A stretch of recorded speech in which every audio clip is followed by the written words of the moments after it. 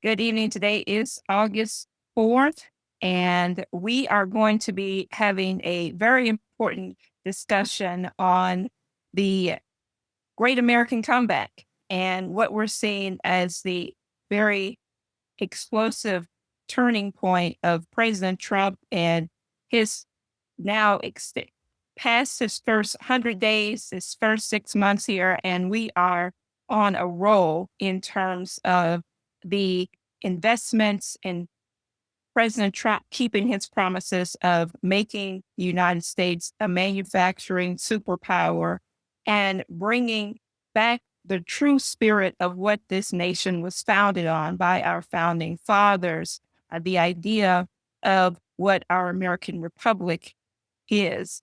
And that has been at the forefront of the fight of President Trump in his tariff policies, going back to our first Treasury Secretary, Alexander Hamilton, and the leading leaders of the American system of political economy, from Presidents George Washington, McKinley, which Michael will get into in a few moments if people miss the extraordinary discussion that happened on this past Saturday uh, with Bob Ingram on. And if you haven't seen or read his book, which I have to do, make sure that you get a copy of Bob Ingram's book on McKinley. And so the discussion tonight is going to be on the Great American Comeback, labor, wages, and self-government.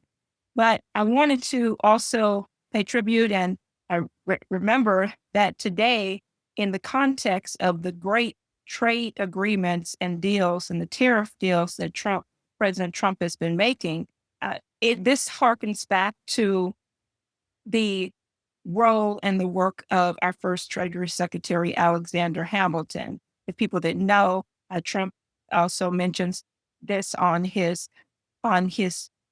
Truth Social today. On today is the anniversary of the founding of the Coast Guard.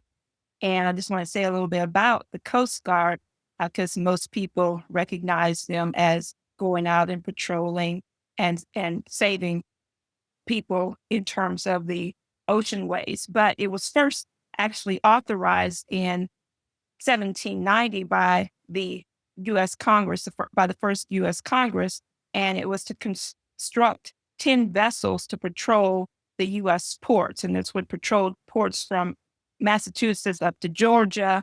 And also, what the idea was that the Coast Guard, Alexander Hamilton suggested this in his Federalist Papers, where they would intercept marine smugglers and collect tariffs. So, one of the things at the beginning of the foundation of our country is that we didn't collect taxes, sales taxes, and so federal income taxes, excuse me. So tariffs was the major source of revenue through imports into the country. And the Coast Guard itself received that name. Prior, they were called the Revenue Cutter Service, and they merged with the what's called the U.S. Life Saving Service. I believe that was in 1915, somewhere around there. So the idea of the Coast Guard today and what they were doing in terms of protecting and also collecting tariffs and bringing in revenue into the United States. This is what President Trump is continuing to go back to today, this idea of how we're going to build up and get the investments into our country. And if you want to see a fascinating article, and more will be discussed on this, Brian Lance, who has spoken on this platform numerous times, just wrote the second part of his report, his second article on financing a manufacturing renaissance. And here he talks about the extensive deals that President Trump has made in just the last week, and the ongoing deals and trade and tariffs deals that have been made, and including the fact that over a major deal of $350 billion with over $150 billion of that by South Korea that is going into rebuilding our shipbuilding capacities here in the United States, which is massive. So this goes back to what the role of U.S. manufacturing, our imports, tariffs. But as Brian Lance says in in his article, when is the last time that we've uh, seen almost $1 trillion of investments into the United States from foreign countries for the development and building of shipbuilding, our manufacturing and production?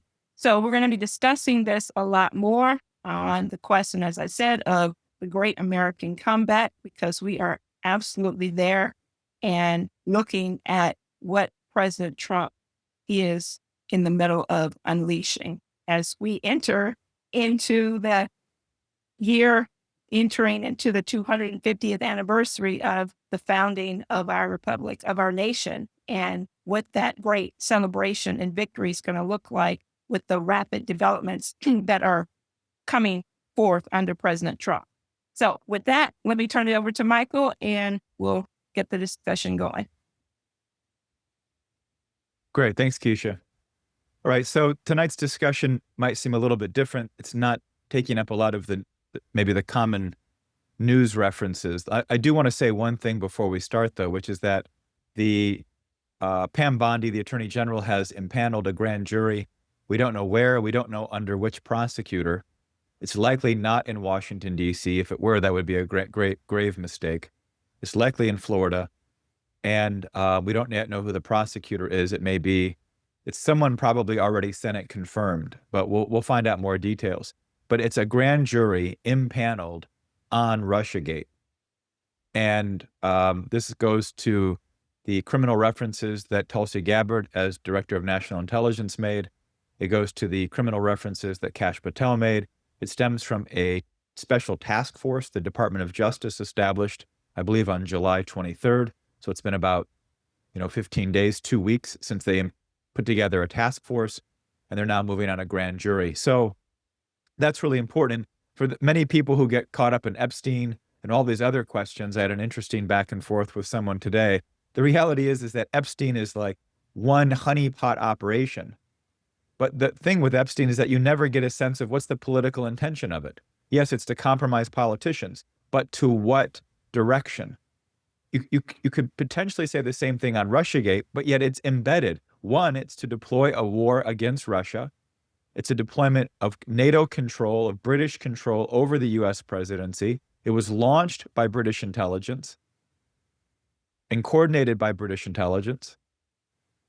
And so the force of the investigation of Russiagate goes far beyond the magnitude. If Epstein is like a small small stone, Russiagate's the Earth. We're getting into the actual solar system in terms of how the operations, deep state operations, have been run, whether it was Russiagate, whether it was the bailouts, whether it was COVID, whether it was 9/11.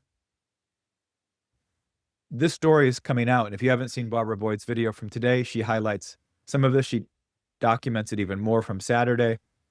The document release that took place last week goes directly at George Soros, the Atlantic Council, and exposes kind of a whole nest.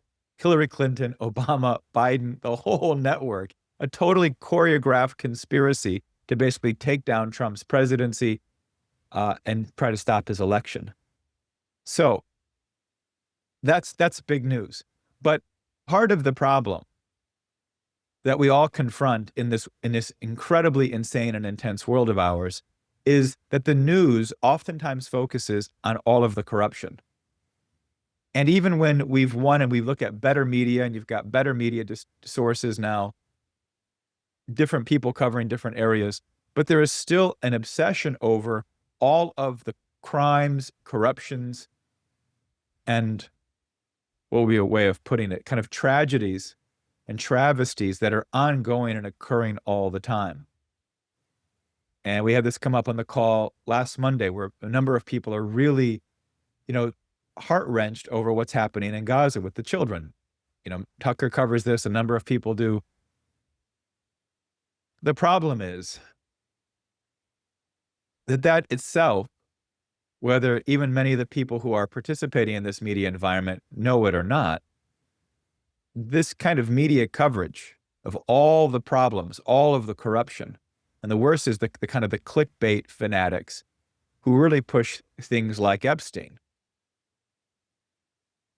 is that's an operation to avoid creating a discussion on what we need to be building, constructing, developing, and what's already unleashed, what's already in motion. This is what Keisha's referencing with Brian Lance's work. He's covering in depth what the Trump administration is doing. Much of it is what Brian Lance laid out in his book that needed to be done. I laid out a proposal to double U.S. energy production, an additional 700 gigawatts of power supply, laid out how to finance that. These are the kind of proposals the Trump administration is going with. So it was foreseeable from our perspective what the Trump administration needed and could do. And then they're now executing it. And yet the media doesn't really cover it. Part of it is that even when the media does cover it, the journalists have no framework. They've been brainwashed by colleges. They've been brainwashed by the culture. They have no framework to even measure the difference between investing into steel and industry or setting up a gambling casino or opening up a cheap sweatshop labor supply in Vietnam. It's all the same. Or, the marijuana industry or the illicit fentanyl industry, the legal marijuana industry, the legal and illegal narcotics industries. It's just news. It's just something. The morality is taken out. It's really kind of human beings do what they do. And the free market, the invisible hand of the free market somehow governs that to be to our net benefit if we just let it play out its overall direction.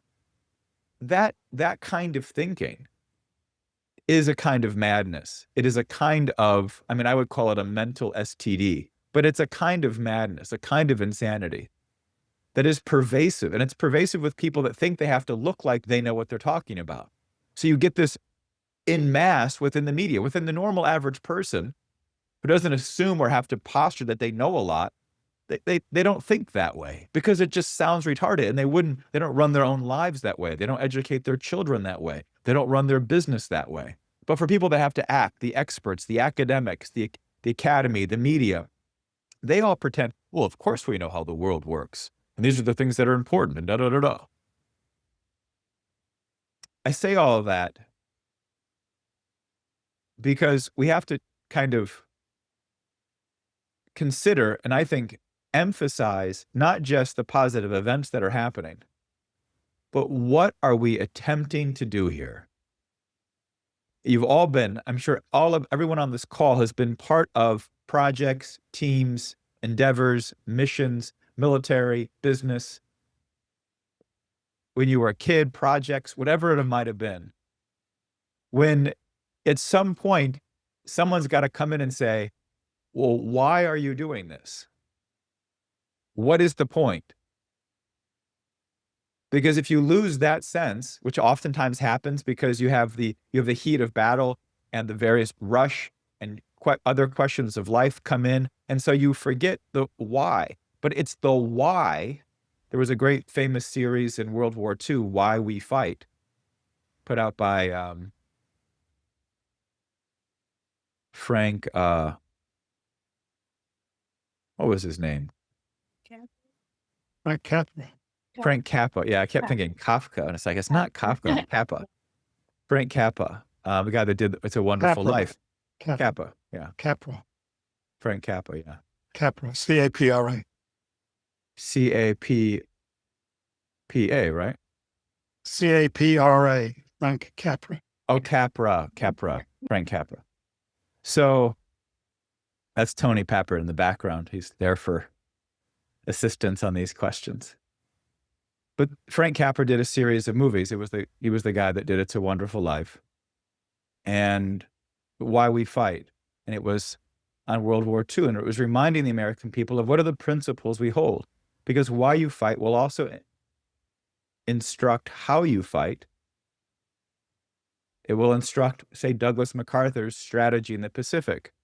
Why do we want to battle for every stupid island in the South Pacific? We don't. So we island hopped. We just left entire Japanese divisions or, platoons and so on. We left entire deployments of Japanese troops behind us because it wasn't like it was a land conflict. And MacArthur didn't want to lose troops unnecessarily. We fought differently because we have a sense of why we fight. Why do we hold the individual? Why does our Constitution, why does our Declaration of Independence hold the individual in such high esteem? Why do we say that the individual have these God-given inalienable rights? And this wasn't, it may have been from some, a kind of Enlightenment social theory. And I think a lot of historians today ascribe it to Enlightenment social theories. Oh, it was just the time, and they just good language about the role of the individual, and it was coming out of France, and it was Voltaire, and these kinds of questions. But far more than just not a social theory coming out of the Enlightenment. In some ways, it was opposed to the Enlightenment dogmas. It was based on experience.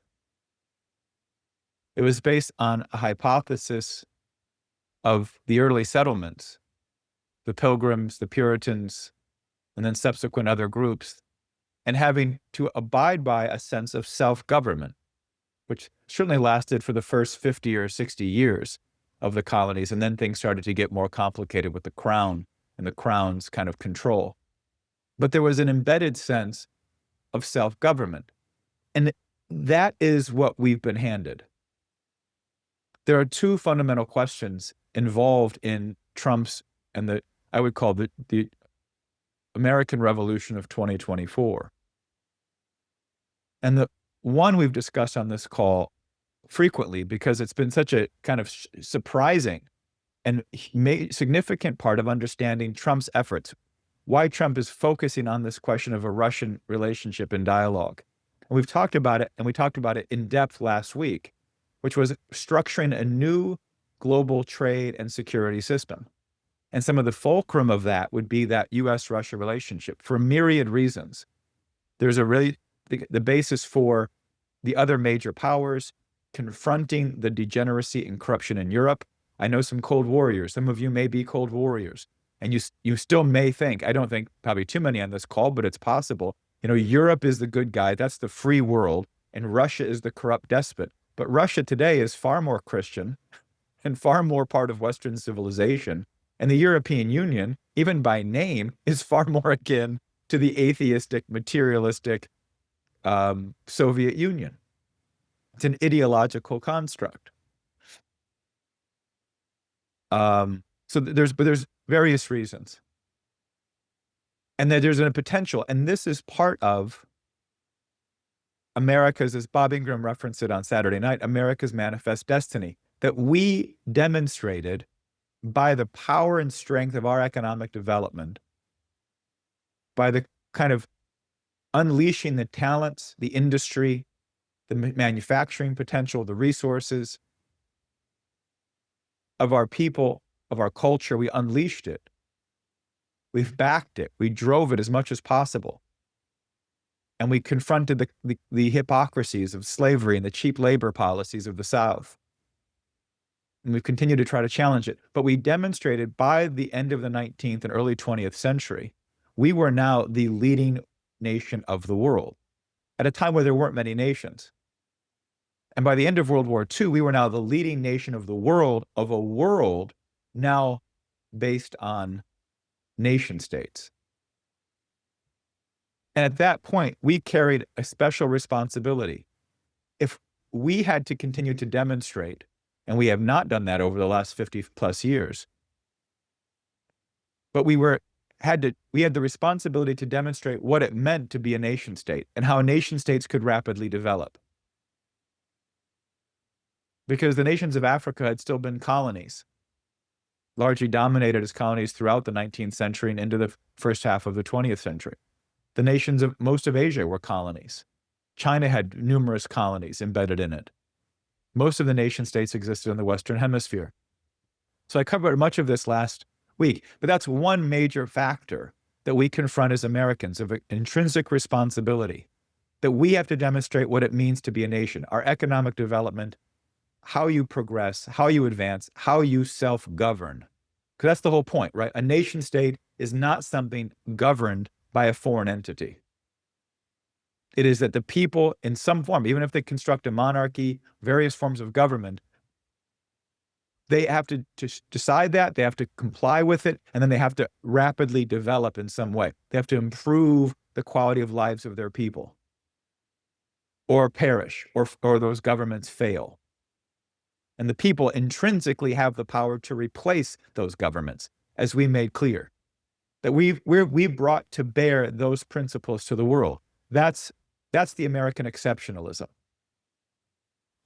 But part of what is often neglected, and which is a huge part of these economic trade agreements, of going back to protectionism, of going back to tariffs. People act like it's a monetary debate. Well, this is going to cause disruption in the market. Or this is going to create Jerome Powell's argument, the so-called economists' argument. This is going to create inflation.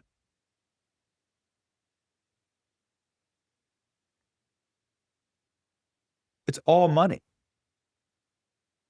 It's all based on, again, kind of Adam Smith's free market, cosmopolitan economics. There are no nations.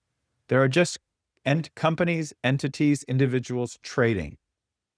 The nation state is there if you want it to be, or if you don't want it to be. And of course, Smith is writing, maybe the one thing Smith didn't like was that the British Empire was run as a monopoly.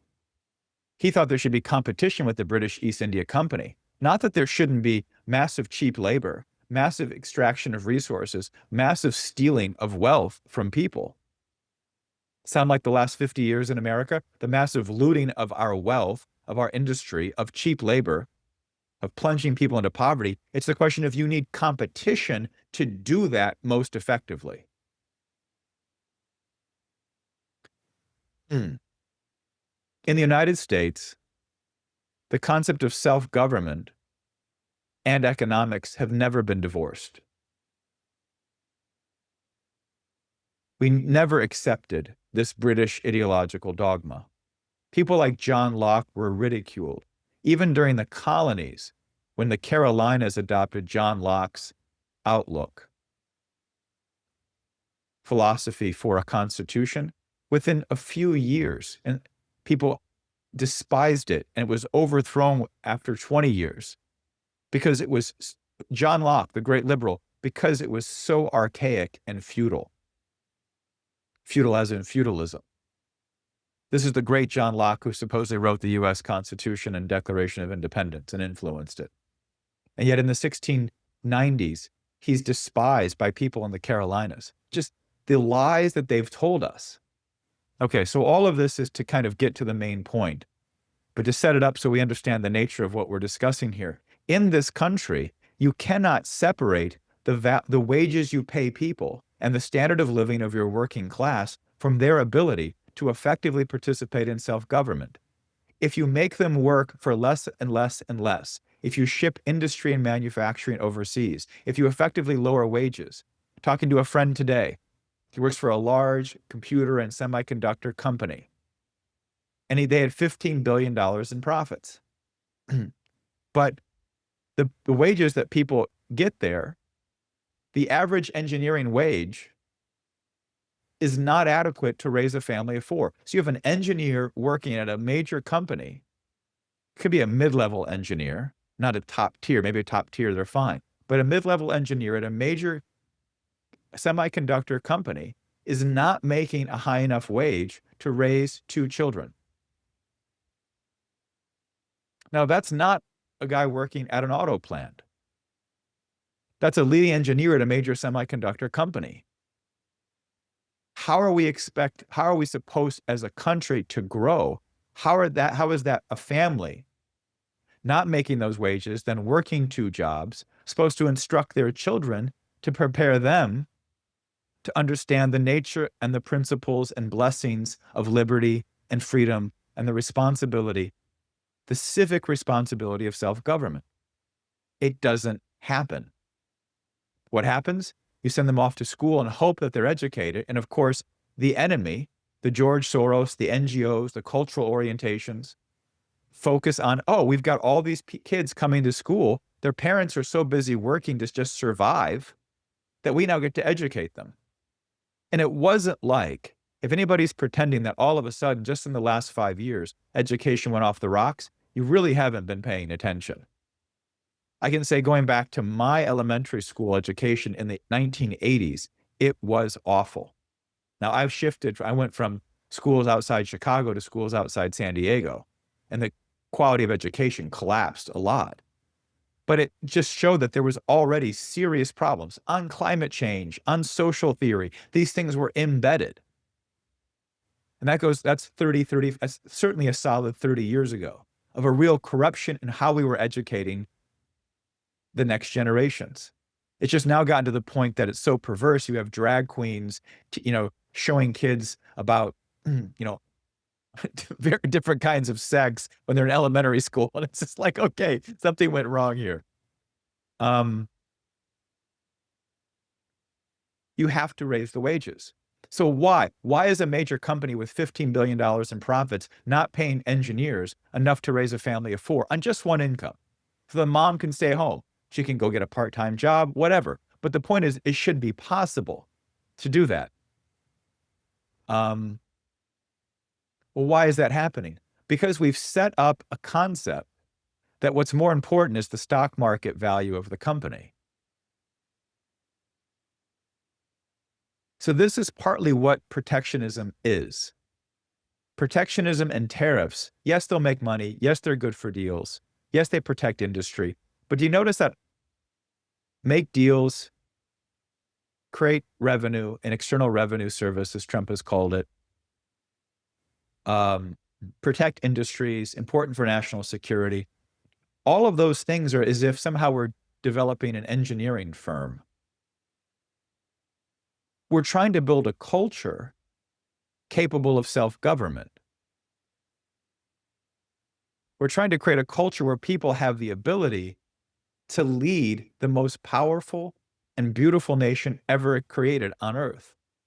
And we're trying to do that at a time when we've been plunged into 50 years of near total self-destruction. Debt, wars, drugs, cultural dismay, deindustrialization, you name it. We are nearly shredded as a viable, functioning country. Now, no matter how deep you dig a ditch, you can always get out of it. And that's what we're doing. We're not stuck. There's a lot of good things because we're not stuck. We're already moving rapidly. And if you want to know what those are, check out the Substack from Brian Lance. But I want to get at, why are we taking these steps? Because yes, we have to focus on the corruption. Yes, Russiagate's a huge factor. But what are we actually trying to build here? We've got to raise the wages of the American people. You cannot have people committed more to a stock market increase where 90% of that stock market value is held by 1% of the population, and 95% is held by 10%. That's not a way. You used to be able to pay for healthcare without insurance just 65 years ago in this country. You used to be able to raise a family of 4 or 5 on one income without a college degree working at a manufacturing facility. Those kinds of wages are not just nice. The problem is that the left and the labor unions and the people, the lumpen bourgeois in these cities, I've seen it in San Francisco, it's same in New York or these other overpriced cities. You have kids making $100,000 a year and screaming they can't afford things. And it's like, you're making $100,000 a year. Why don't you just move out of this damn ridiculous city? It's a little bit strange because the cities are some of the most inflated places. But the left in general will say, we've got to increase wages. We got to increase the minimum wage. And they make it seem like somehow people are starving in this country. And it's like, well, it's not a question of people starving. And it's not a question of a minimum wage. We shouldn't even have a minimum. And a minimum wage should be for kids who are like 14, 15 and want to go work at a golf place in the summer or at the pool or, you know, I mean, the point is that you'd have summer jobs. You don't want the minimum wage to be that high. But we are trying to run an experiment in self-government. That was the point of protectionism. That was the point of the Civil War. How do we have a self-governing country when the majority of the population in places like Georgia or South Carolina or Alabama, Louisiana, Mississippi are not participants in the country?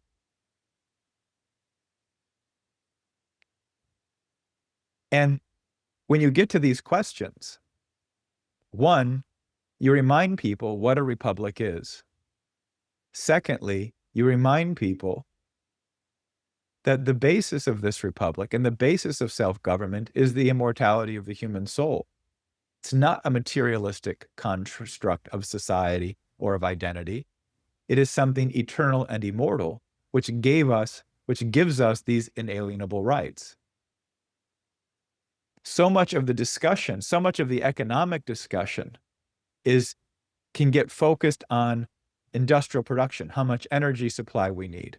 Well, of course we need that. All of that's necessary. All of it's a great improvement from the past periods when it was compensate the loser. We're just going to hand out money for people losing as we continue to print money and make billionaires. But what we've got to remember is that part of this question is holding these corporations, holding this financial system, holding our government accountable to creating a condition, a metric of how we measure society, how we measure success, so that we can have functioning, viable citizens. You've got to have it. It's a critical question. It's what we are creating. It is what we are building. It is what our forefathers handed us.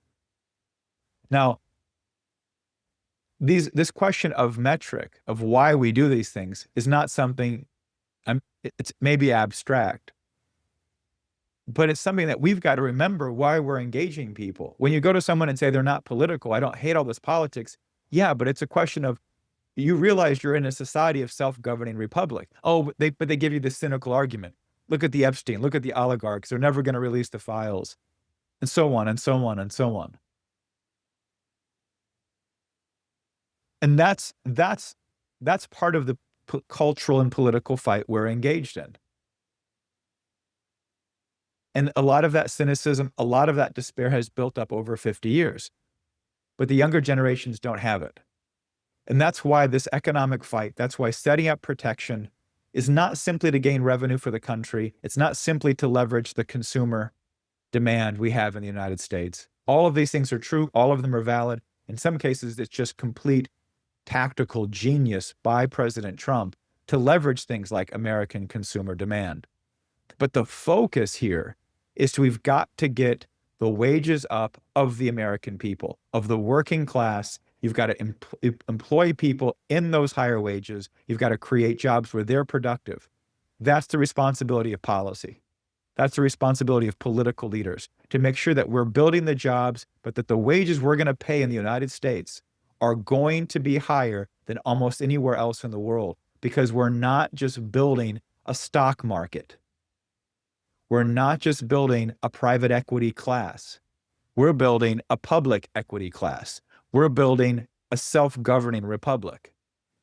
Now, the administration took a significant step. If you've probably seen some of these questions, they're getting rid of the entire 2009 climate change dogma by President Obama. There was a ruling by the EPA that basically allowed for everything from the electric vehicle mandates and everything related to any kind of energy production, any kind of national policy could now be, rules and regulations could be dictated based on the idea that fossil fuel the use of fossil fuels build up and justify or creating climate change to such a degree that we have the ability to completely control and regulate anything involved in that area, which is the entire economy.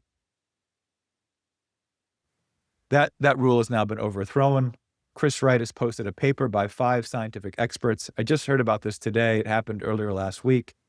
It's posted on the DOE website. They're taking public comment. They're overturning the entire climate change religion, what we could really call the green genocide religion. And the implications of this are massive. In addition to that, Secretary Burgum of the Department of Interior changed a metric in terms of how we evaluate energy supply.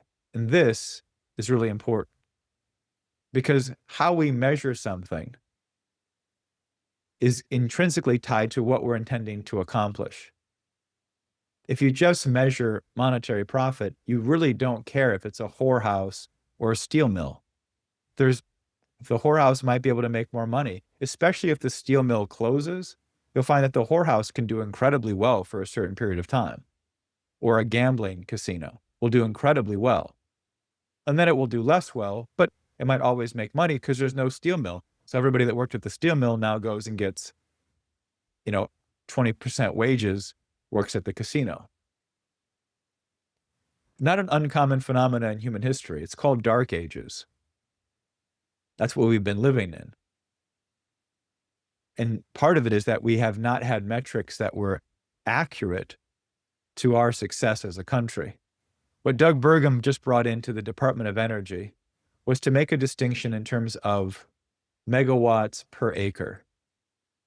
So and I can pull up the email, you also got the invitation. But he said one advanced nuclear plant produces 33 megawatts per acre. One offshore wind farm produces 0.006 megawatts per acre, which is approximately 5,500 times less efficient than one nuclear plant. 5,500. So we're now going to make a distinction. The metric he's using of megawatts per acre is something that Lyndon LaRouche developed is at the earliest, no later than 1983, when he published a book on economics for classroom study called So You Wish to Learn All About Economics. And in there, he challenges the fraud of what, if you know anything of the concepts within science today, there's a leading concept called entropy. He challenged the entire concept of universal entropy, which is certainly justified to challenge, and which is a concept of how the universe functions. Is the universe dying of exhausting energy? Or is it a growing universe, which is what LaRouche was proposing? He also then proposed in that regard, we measure human society's advancement based on energy flux density, or in some sense, this is an application of that, the amount of energy per square area of surface. So like a power plant versus a square area. There's different applications to the concept he developed. This is one of them, but is what he proposed over 40 years ago, because he recognized we needed different metrics. We need to remind ourselves why we're doing what we're doing and measure based on that principle of why. What are we attempting to accomplish? Are we attempting to advance human civilization, advance human productivity, advance the quality of life and the ease of industry and production? Because when you go to higher and higher temperatures, metals, fabrications, energy supplies, all of these things become increasingly easier with less and less manpower involved, more brain power, less brawn.